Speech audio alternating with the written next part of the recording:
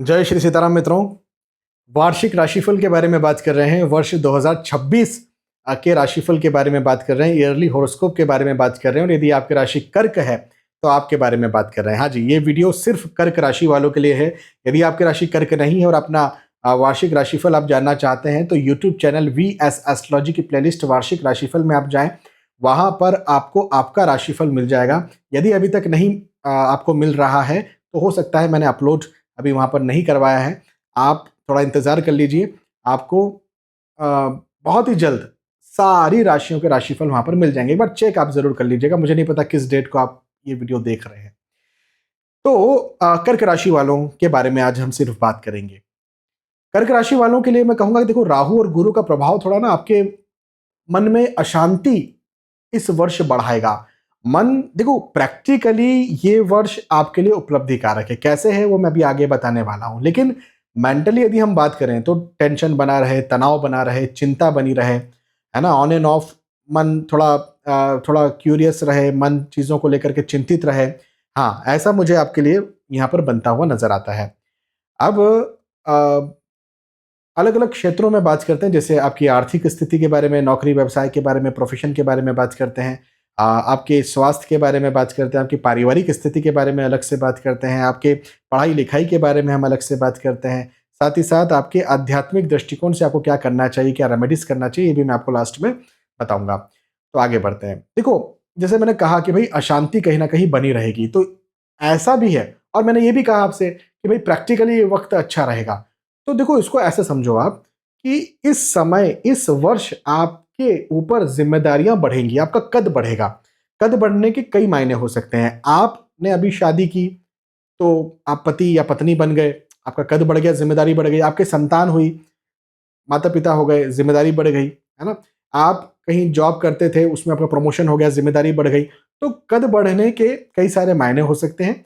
आप पढ़ाई कर रहे थे, आपने एक स्टेप अहेड आप और चले गए, एक नई क्लास में चले गए, नई जगह पर चले गए, तो ऐसा आपका कद बढ़ेगा। कद बढ़ा तो फिर प्रेशर भी बढ़ेगा।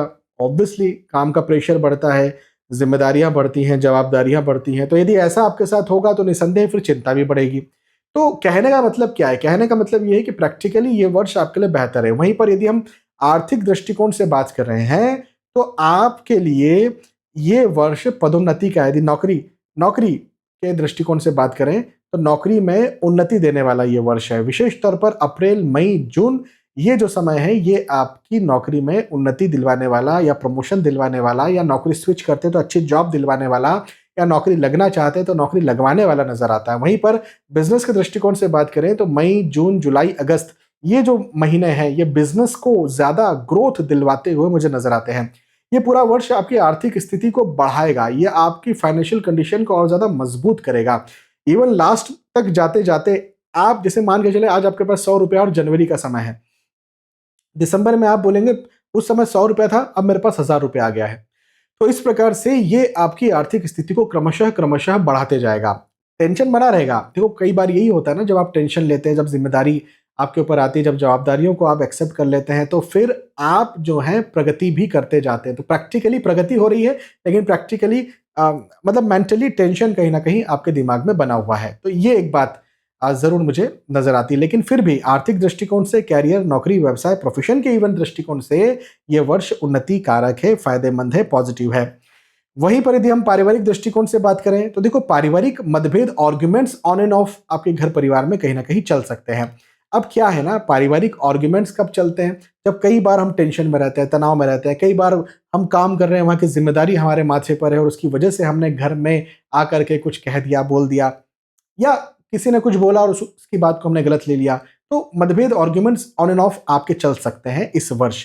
लेकिन लेकिन ऐसा नहीं है कि पूरा वर्ष ही आपका प्रॉब्लम में रहेगा। मैं ये जरूर कहूंगा आपसे कि इस वर्ष के लास्ट में, जैसे अक्टूबर का समय जो हुआ, सितंबर के बाद मतलब अक्टूबर, नवंबर, दिसंबर, इस बीच में आपके घर परिवार में मांगलिक कार्य, मांगलिक प्रसंग के योग भी बनते हुए नजर आते हैं। जब आपकी पारिवारिक स्थिति बहुत बेहतर होगी, आपको परिवार का साथ भी मिलेगा, सहयोग भी मिलेगा। इवन आप यदि विवाह के इच्छुक हैं तो आपका विवाह भी तय हो, ऐसे योग बनते हुए नजर आते हैं। तो इस वर्ष का लास्ट और सेकेंड हाफ भी आपकी जो पारिवारिक दृष्टिकोण से हम बात करें, आपके रिश्तों के दृष्टिकोण से बात करें, तो बहुत अच्छा रहने वाला है, बहुत फ़ायदेमंद रहने वाला है। वहीं पर यदि हम वर्ष के स्टार्टिंग को देखें, जैसे इवन जनवरी-फरवरी को ही देखें, तो इसमें मतभेद, आर्ग्यूमेंट्स आपके घर परिवार में हों, ऐसे योग मुझे आपके लिए बनते हुए नज़र आते हैं। तो इसका ज़रा आप ध्यान रखें। हालाँकि मैंने कहा कि वर्ष के लास्ट में आपको साथ मिलेगा, सहयोग मिलेगा, तो ऑब्वियसली थोड़ा कई बार होता है ना कि रिश्तों में कई बार झुकना पड़े तो झुक जाइए। तो हाँ, उस बात को वर्ष के स्टार्टिंग में आपको ध्यान रखना है, ठीक है?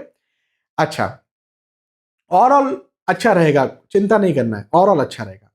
वहीं पर आपके स्वास्थ्य के दृष्टिकोण से बात करें, देखो स्वास्थ्य जो है ना इस समय आपका अ, अच्छा रहेगा, लेकिन जो नवंबर-दिसंबर का समय है, उसमें पेट संबंधी समस्या या फिर घुटनों की तकलीफ आपको हो सकती है, हड्डी संबंधी समस्याएँ आपको परेशान कर सकती हैं। तो इस बात पर ज़रा ध्यान दें। यदि आपको बड़ी या लंबी बीमारी है, तो विशेष तौर पर वर्ष के मार्च, अप्रैल, मई इन महीनों में अपने स्वास्थ्य का ज़रूर ध्यान रखें। जिनको लंबी बीमारी है, डायबिटीज़, थायराइड, हाइपरटेंशन इत्यादि, वो इन 3 महीनों में अपने स्वास्थ्य का ज़रूर ध्यान रखें। लेकिन ऐसा कोई बहुत नेगेटिव नहीं होने वाला है, स्वास्थ्य आपका इन जनरल अच्छा ही रहेगा, थोड़ा-मोड़ा उतार-चढ़ाव हो सकता है, लेकिन कोई बड़ी समस्या भगवान की कृपा से मुझे आपके स्वास्थ्य में नहीं दिखी है। हाँ? वहीं पर पढ़ाई-लिखाई के दृष्टिकोण से बात करें, देखो पढ़ाई-लिखाई के दृष्टिकोण से तो ये वर्ष कर्क राशि वालों के लिए बहुत अच्छा होगा। बहुत अच्छा होगा क्योंकि आप यदि उन्नति चाहते हैं, आप यदि एग्ज़ाम दे करके कहीं ऑफ़िस में जॉब कर रहे हैं और उसमें प्रगति चाह रहे हैं, आप यदि एग्ज़ाम दे करके नई जॉब लगना चाह रहे हैं, आप यदि एग्ज़ाम दे करके किसी दूसरे क्लास में जाना चाह रहे हैं, दूसरे कॉलेज में जाना चाह रहे हैं, किसी भी प्रकार की कोई भी आप एग्ज़ाम दे रहे हैं, उस एग्ज़ाम में आपको फ़ायदा मिलेगा। कॉम्पिटिटिव एग्ज़ाम में विशेष तौर पर फ़ायदे के होगा। मैं बार-बार 2-3 बार दोहराया कि एग्ज़ाम दे कर के जॉब लगना, तो कॉम्पिटिटिव एग्ज़ाम लोग देते हैं इसीलिए कि हमारी जॉब लगे। तो हाँ जी, ये वर्ष आपके लिए उपलब्धि कारक है। एग्ज़ाम दीजिए, पॉज़िटिवली एग्ज़ाम दीजिए, विशेष तौर पर अप्रैल, मई, जून, जुलाई इस बीच में कोई एग्ज़ाम है तो आपको विशेष सफलता मिले, ऐसा मुझे बनता हुआ नज़र आता है। ठीक है? तो अच्छा समय है। अब आपको क्या करना है कि थोड़ा-बहुत भी मैंने यदि आपको जो भी प्रॉब्लम बताई है, उसे ठीक करने के लिए चूँकि आपकी राशि कर्क है, कर्क राशि के अधिष्ठित देवता जो हैं या भगवान कहेंगे श्री महादेव हैं, क्योंकि कर्क राशि के स्वामी कौन है? चंद्र। चंद्र के नाथ कौन है? सोमनाथ कौन है? श्री महादेव। तो हर सोमवार को शिव मंदिर जाना, शिवलिंग पर जल चढ़ाना, ये आपके लिए बहुत ज़्यादा, बहुत ज़्यादा, बहुत ज़्यादा अच्छा भी होगा, बहुत ज़्यादा ज़रूरी भी होगा। और साथ ही साथ आप तुलसी जी को जल चढ़ाएँ, इवन हर सोमवार तुलसी जी को जल चढ़ाएँ, ये भी आपके लिए बहुत अच्छा होगा। पौधारोपण करना, वृक्ष लगाना भी आपके लिए इस वर्ष एक बहुत बड़ा उपाय है, जिसके माध्यम से थोड़ी बहुत भी यदि समस्या है, तो वो खत्म होगी, इवन आपके जीवन में उन्नति आपको मिलेगी। हाँ, तो ओवरऑल वर्ष अच्छा है, थोड़ी-मोड़ी समस्याएँ कहीं न कहीं बनती हुई नज़र आती है, लेकिन वो भी जो मैंने आपको सिंपल सी रेमेडी बताई है, इससे वो ठीक हो जाएगी। ठीक है? तो यहाँ पर हमने चर्चा की कर्क राशि के वार्षिक राशिफल की, वर्ष 2026 के राशिफल की, 2026 ईयरली हॉरोस्कोप की। मुझे विश्वास है कि आपकी बात समझ में आई, वीडियो पसंद आया। यदि वीडियो पसंद आया ज़रूर मुझे बताइए कि पसंद आया। फिर मिलेंगे आने वाले वीडियोज़ में। तब तक के लिए आज के इस वीडियो में आपसे विदा चाहता हूँ। जय श्री सीताराम।